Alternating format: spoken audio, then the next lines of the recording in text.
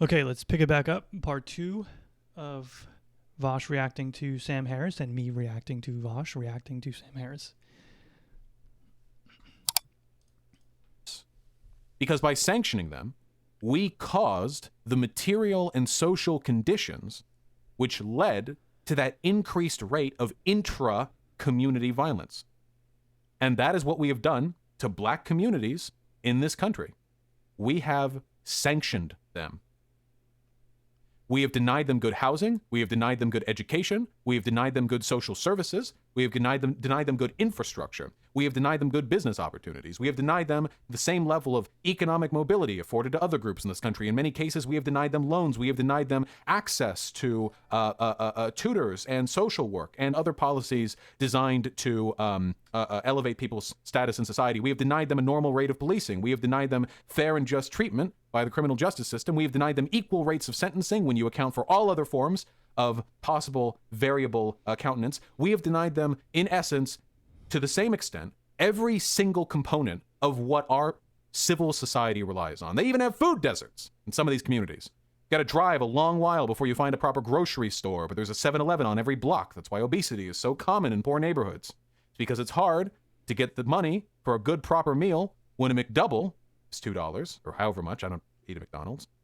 And it's hard to find. He is way too light on the individual's choices in these situations. Now, again, there are obviously forces at play that make these choices more difficult for the individual, but you can't put zero onus on the individual.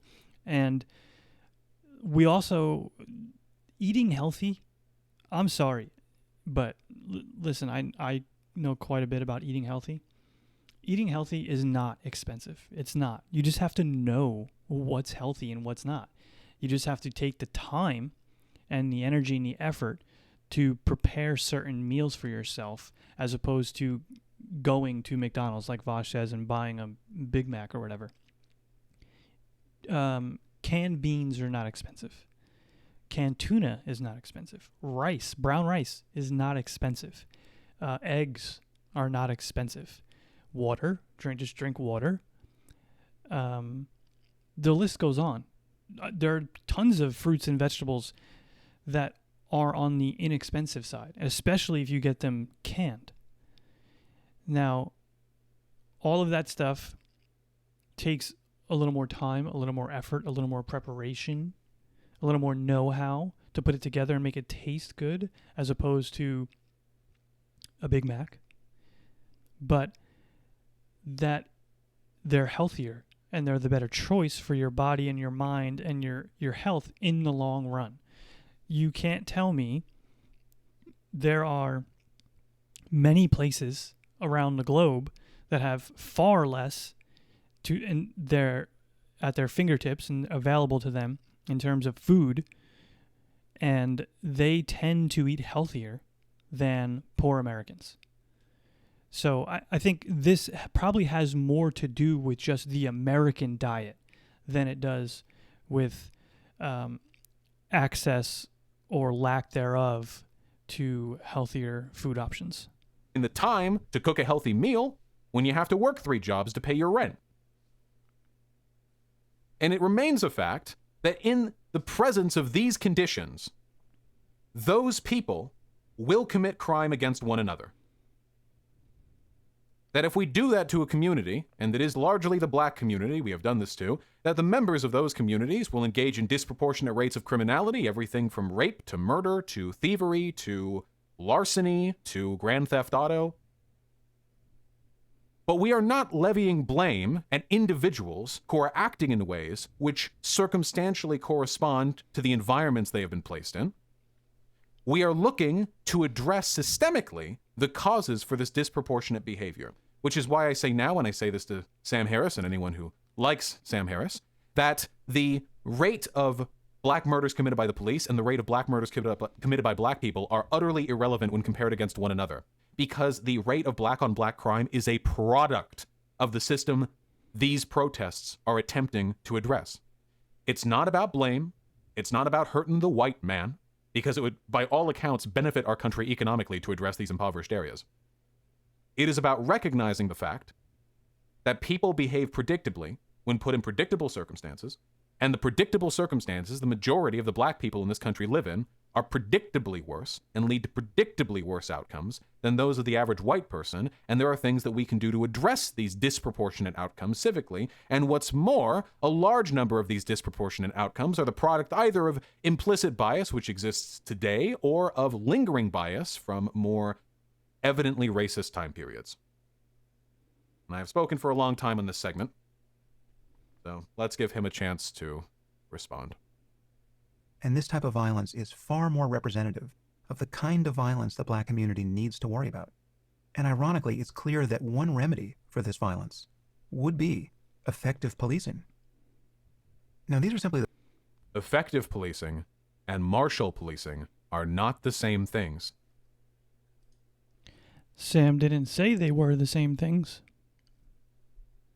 If you want to ask a criminologist, they will not tell you that militarized police using militarized policing methods decreases crime in a neighborhood. Again, here he's just attacking a straw man.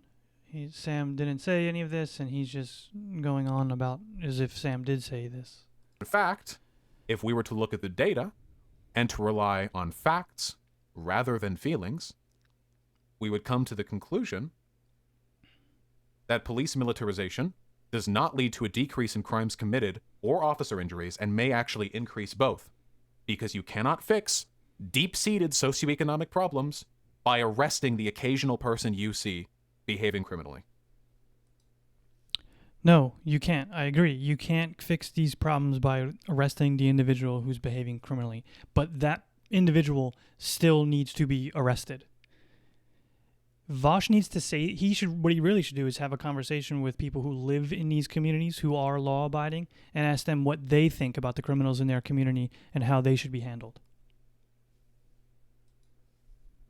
the facts of crime in our society as best we understand them. And the police have to figure out how to respond to these facts professionally and ethically. And the question is, are they doing that? And obviously there's considerable doubt that they're doing that professionally and ethically. But Roland Fryer, the Harvard economist whose work I once discussed with Glenn Lowry on the podcast, he studied police encounters involving black and white suspects and the use of force. His paper is titled, and this is from 2016, An Empirical Analysis of Racial Differences in Police Use of Force. And Fryer is black, and he went into this research with the expectation that the data would confirm that there's an epidemic of lethal police violence directed against black men, especially. But you will not find that data, which is why, and I've made this argument many times, it's actually not a very good idea for us to focus on police brutality as the focal point for our protests, because it is true that black people do commit far more violent crime than white people, proportional to their makeup of the population. And for that reason, any deviation in police brutality and police response tactics can in large part be explained by that existing disparity. Now, there is evidence that police officers who can... This is where he's right, but that's not how it should be, right? So if you have the community that's committing large proportions of the murders and they are a small proportion of the actual population, so you would think perhaps that there'd be more police brutality on that community. Well, you may think that, and you're right in certain instances, as Sam is about to state, but that's not what should be happening, right? Police brutality shouldn't be linked to criminality. You shouldn't be brutalizing people in the streets. That's not the police's job. And we know that from multiple studies that the militarization and the crackdown of police doesn't actually support the community in a way that's going to reduce the amount of crime totally. Be assigned behavioral traits which lead to the dehumanization of black people are more likely to commit violence against those black people. But the simple, narrow lens of police shootings alone is not the hill we want to die on when it comes to racism. Not when we have all that other evidence available to us. But he didn't find that. However, he did find support for the idea that black people suffer more non-lethal violence at the hands of cops. That would be true. Than whites do. So let's look at this. The study examined data from 10 major police departments. in Texas, Florida, and California. Generally, Fryer found that there's a 25% greater likelihood that the police would go hands-on black suspects than white ones, cuffing them or forcing them to the ground or using other non-lethal force.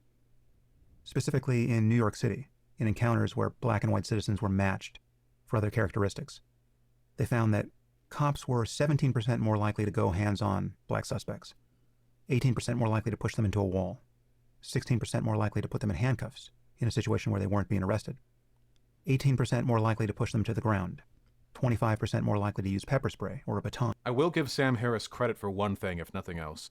He is the perfect cadence and vocal tone for a pseudo-intellectual.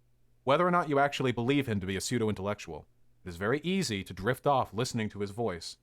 I don't know if Vaush actually thinks Sam is a pseudo-intellectual. Lord, I hope not, because that's just stupid. That's just beyond stupid.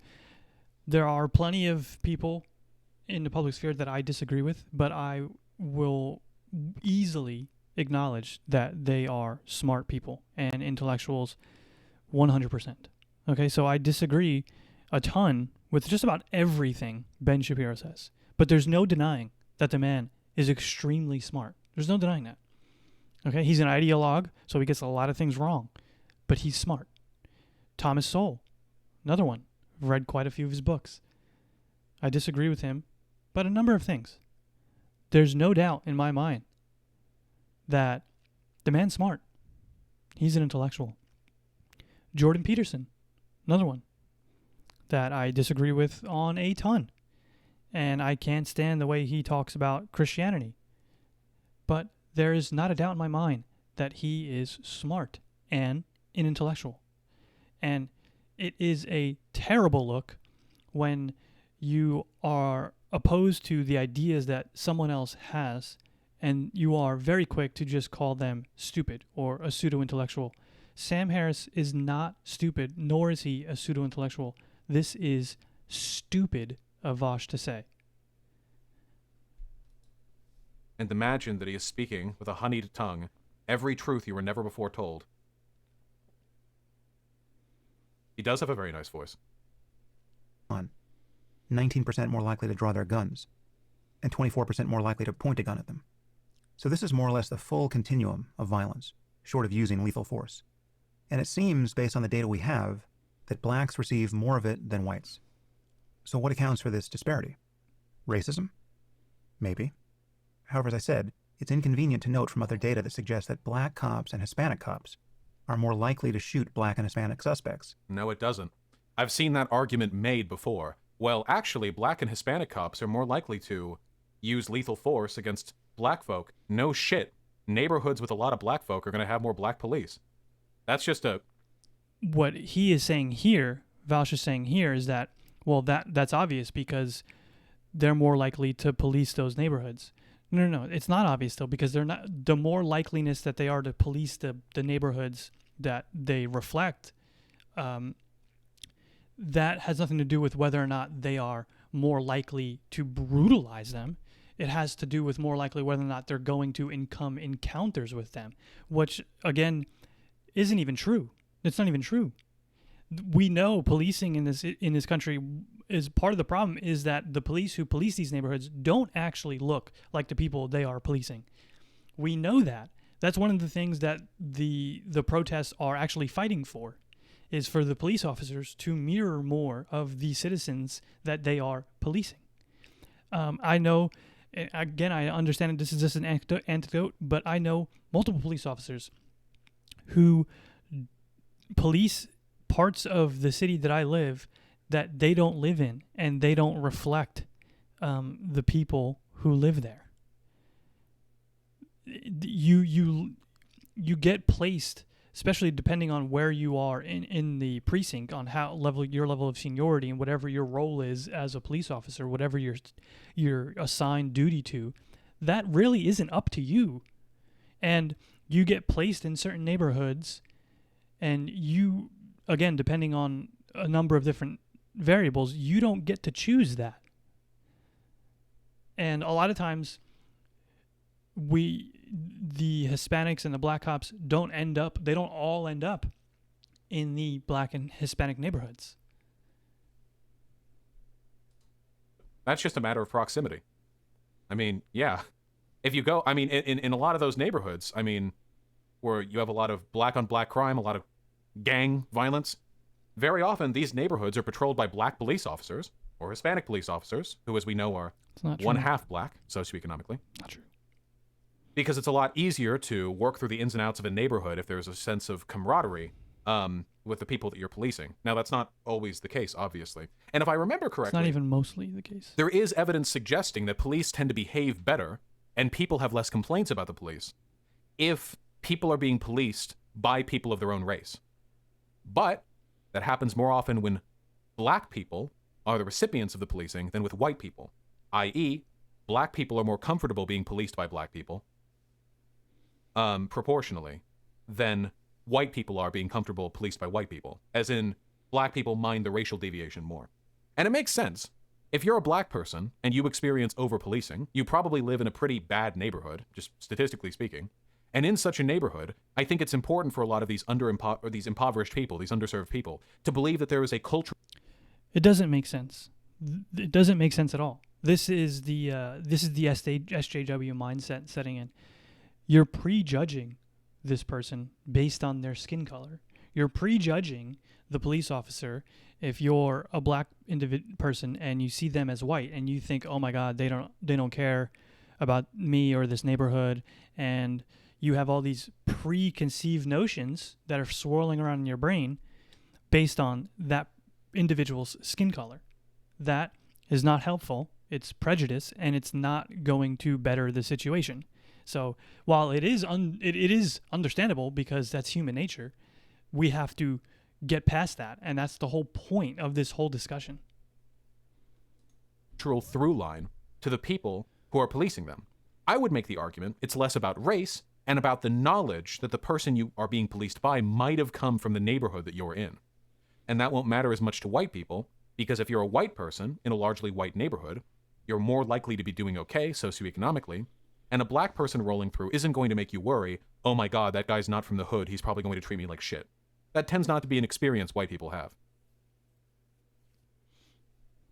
I think what often goes unspoken of when we talk about police violence against black people, I think what's most terrifying isn't the actual violence, but the terror of occupation. Black people feel much less at ease around police officers than white people do. And conservatives will attribute this to black people having a culture of victimhood. But if you hear black people talk about their experiences being policed, it sounds like they are literally being occupied by a fucking foreign army. Like they're French people after Nazis took over France. Like they're living their lives, but they know like at any moment, you know? God, I mean, I have so many stories just from the black friends that I had in high school. I remember the funniest one for me, I think, wasn't even of me. It was from my brother. My brother would go on walks all the time at night because he was just a generally athletic guy, and Los Angeles is, a really nice, generally nice weather. And he would go walk and have a good time. And one day he was walking with a black friend, just because they were hanging out. He must have been like 13, 14 or something. They got stopped by police 3 times during that less than an hour-long walk. It was the only time my brother had ever been stopped by the police while walking. Can you imagine? Now, obviously, none of those police officers rolled up and said, uh-oh, there's a black person here, time for us to do some policing. But you get the point. You get the gist. And that sense of perpetual occupation is, I think, probably the most damaging thing overall to the black community, or to individuals in the black community. There's been research done on how being subjected to that kind of experience can damage the mental health of people subjected to it. Like, it's tantamount to trauma. I mean, you're being occupied, you know? You are living under the arm of a repressive state. The agents of the state are comfortable engaging in trivial but flagrant acts of bias against you and people who look like you. But because that comes down to perception, it's very easy for conservatives to ignore that argument. Than white cops are. I'm not sure how an ambient level of racism explains that. Are there That was a very dumb thing he just said. more likely to shoot black and Hispanic suspects than white cops are? I'm not sure how an ambient level of racism explains that. So he is suggesting that a bias against black and Hispanic people, when accounting for all other factors, can't be racism because black and Hispanic people are more likely to be present to shoot black people. That is He didn't say present. He said that the black and Hispanic cops are more likely to actually shoot, actually pull the trigger. He didn't say that they were like present on the scene when this goes on. It's a very dumb argument for several reasons. First of all, as I said, proximity is a factor. Black and Hispanic cops are more likely to be policing black and Hispanic people proportionally. And second of all, it is entirely possible for black and Hispanic people to carry subliminal biases against. I don't think that that's true. I'm going to need some data on that. He keeps throwing out this black and Hispanic officers are more likely to police black and Hispanic neighborhoods. Now, again, all I have is anecdotes on it, and from the anecdotes I have, that does not line up. So I'm going to need to see some data on this, on whether or not that is accurate, and to what degree they do police those neighborhoods. How often, how much around the country. Black and Hispanic people. That is a thing. Are there other explanations? Well, again, it could be that blacks are less cooperative with the police. And if so, this would be worth understanding. A culture of resisting arrest would be a very bad thing to cultivate, given that the only response to such resistance is for the police to increase their use of force. Now, this is what happens every single time I talk with somebody like Sam Harris or a conservative-leaning person. You have data that indicates overwhelmingly that there is a racial bias, even when accounting for other factors, and then the person, for no particular reason, will wave their hand and say, well, racism can't be the answer. In the case of Sam Harris, the reason he waved his hand was because black people and Hispanic people are more likely to be policed by black and Hispanic people, and thus more likely to be shot by them. Which is a nonsensical reason to dismiss the possibility of racial bias. But then, now lacking an explanation for that bias, Sam Harris invents a new one. The idea that black people are so much more non-compliant with police. A factor which is so substantial that it accounts for a discrepancy which is statistically. He didn't invent a new one. He's simply just asking a question. If you would have listened to the whole podcast, you would have known that he goes over a plethora of different things in this podcast. And he doesn't offer explanations to any of it, which I didn't like. And maybe he will in the future, maybe he won't, who knows. But he's just talking things out. He's kind of having a conversation with himself and the audience as listeners. So he's asking questions. Some of them may be questions that you don't like.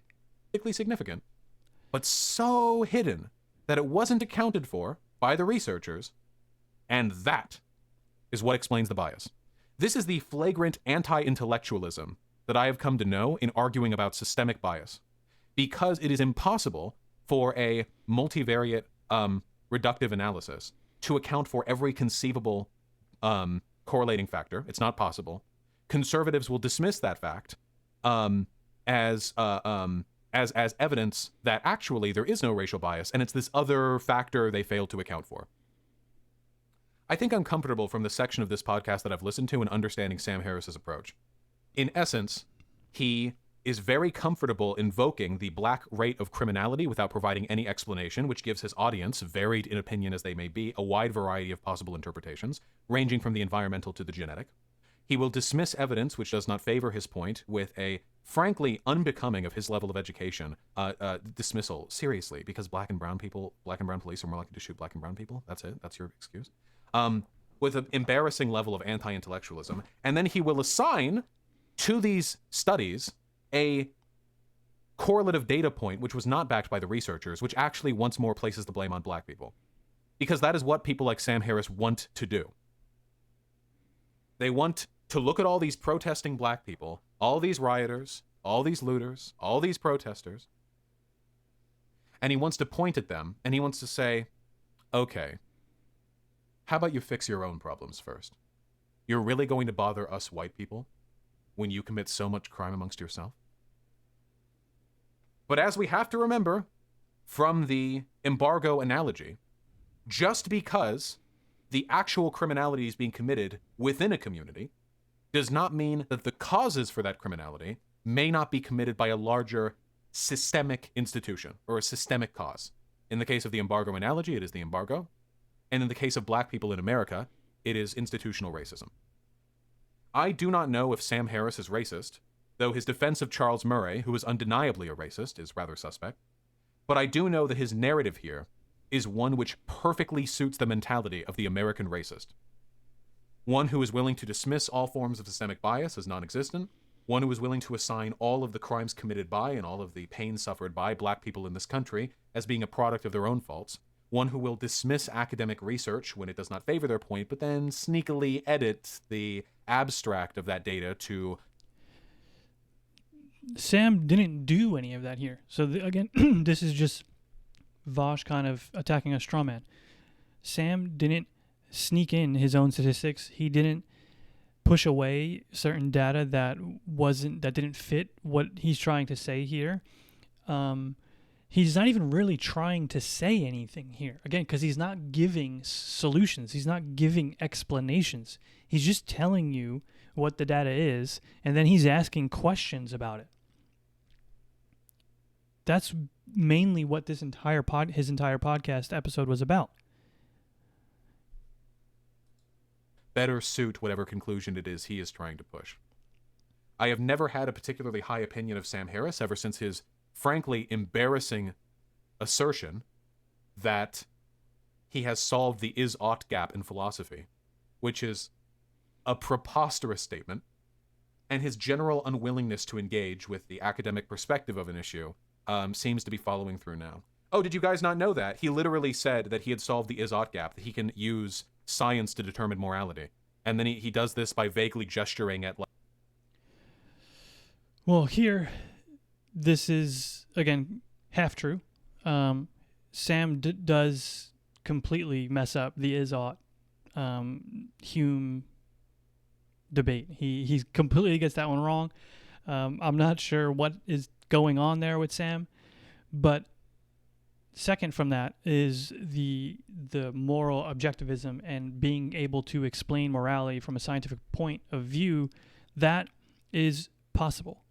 That is possible. Like, so the is-ought gap that he's trying to bridge isn't really possible, but being a moral objectivist and trying to anchor morality on some sort of facts that we can all agree upon is doable, and I can do it, and I basically lean that way. Sam obviously leans that way. We can have that discussion at another time. It's a whole lot longer than what we can get into here. But yeah, Sam is wrong about the is-ought gap and bridging that. I'm not sure what is happening there with him. It doesn't make him an anti-intellectual or a pseudo-intellectual or an idiot. It just means he's wrong on one topic. But in terms of the moral objectivism and being able to anchor certain facts, with being able to anchor certain moral truths with facts is possible.